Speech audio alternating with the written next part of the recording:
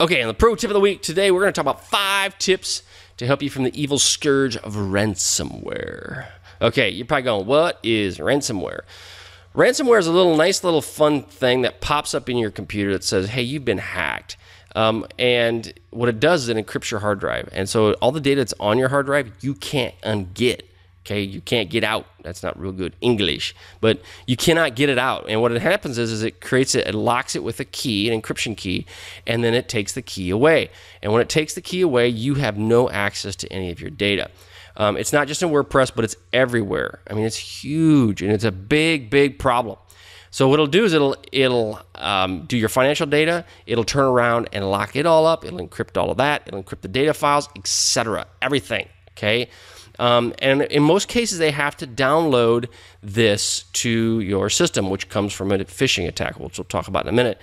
One thing to consider if you were to get this is that a lot of people, including myself, I've used OneDrive or Google Drive, and I have the API that is connected to my computer, which basically means is that it allows me to automatically drag and drop files, and then it syncs to my account that's in the cloud. Well, if you get something in here on your system and it locks up and it encrypts your hard drive, these things are getting notoriously bad in the fact that they hunt out those kind of things and they go out to your cloud and they encrypt it as well. So what ends up happening is if you have your backup set up on an automatic thing where you drop it into a folder on your hard drive on your computer and then it automatically syncs it to the cloud, well, that could all get encrypted as well. So you need to consider doing that. I do not do my backups to like a Dropbox type of thing. They're automatically set up to a different account. So, and I do not have that functionality where I can drag and drop. They actually log in, dump in the file, and log out. So it makes it a whole lot easier in that regard. And then plus if something were to happen, I'm not as exposed. So consider that. Tip number 1, backup, backup, backup, backup. Do it. Just back up all your stuff. Make sure you do it because you just don't know what's going to happen. Tip number 2, watch for email phishing. This is the primary way that people get hacked. Brian Krebs is a really good point. I like him. He doesn't start from an information security background, but he's dug into it to the point where he's a leading expert. He's got a really good book out called Spam Nation, and he has a point that says if you didn't search for it, don't click on it. And it's true. If you didn't get this email and you didn't search for this email and all of a sudden it gets up, hey, you know what? If you get this email, we'll give you easy money or we'll free iPod or whatever. If you didn't search for it, it's not good. Not good at all. So it's a primary way to get hacked.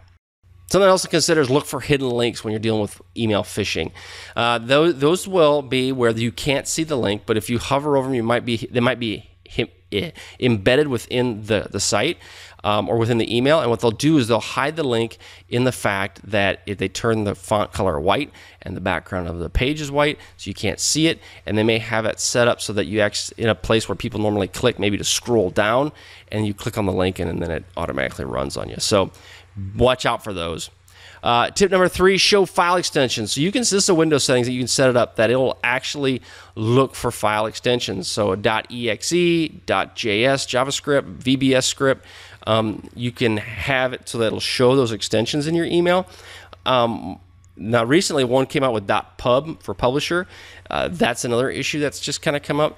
You need to really make sure that if you see an email that's got any extension behind it, don't run it. Whatever you do, don't click on it because it'll run a code or run a file on your system and it'll infect you. So consider that. Show file extensions with a Windows setting. This ransomware is bad stuff and it'll ruin your day, and if not your week, and potentially even your year. So again, look for file extensions .exe, .js, .vbs, etc. Tip number 4, something's fishy, right? So all of a sudden you look at your system and you feel like your system is really slow, and you go Control-Alt-Delete and you look in the task manager, and all of a sudden you see Hackr.exe running as an application on your system. Not good. That's bad. Not good at all. In that process, immediately stop it. And I would recommend that you restore from a backup if you haven't already done it, because what's going to happen is they're already in your system, and if they're already in your system, odds are high that they've kind of embedded themselves in other locations. Here's my ultimate recommendation if you feel like you've been hacked: start over. Just hopefully your data is in a different place, but reinstall the operating system that you have, just to know that you've got a clean slate. Do not, I repeat, best thing is to do not just go, oh, okay, no big deal, 'cause they're there, and you're better off starting with a clean slate. So tip number 4, understand if something's fishy.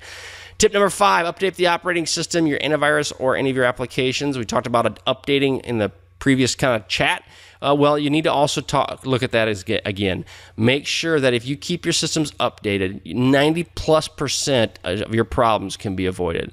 Now, that doesn't mean if you click on a link and you're stupid and you get a ransomware, that's the application isn't going to fix it. However, if you do find something that maybe you click on a link and it's looking to exploit an old application that maybe is outdated, you've now set yourself up. So make sure you set it up on auto update, especially for operating systems.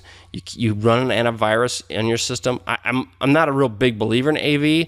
I think that's more of a placebo in some cases. However, it does provide some level of protection, even though it's a bit antiquated and old. It does provide you something, and you can get those for free. So there's no reason to even pay for antivirus. And then the applications, make sure you update those as well. When you're dealing with AV, Microsoft has it built into their platform, especially Windows 10. Apple doesn't need it because they do what we call sandboxing, so you need to consider that as well. But you just need to update it, right? Update your systems, keep everything up and rocking and rolling. All right, so that is tip number 5. So that'd be the last tip of the pro tip of the week. So an overview we've talked about with some updates, importance of doing that and how it cannot be overstated to reduce your risk.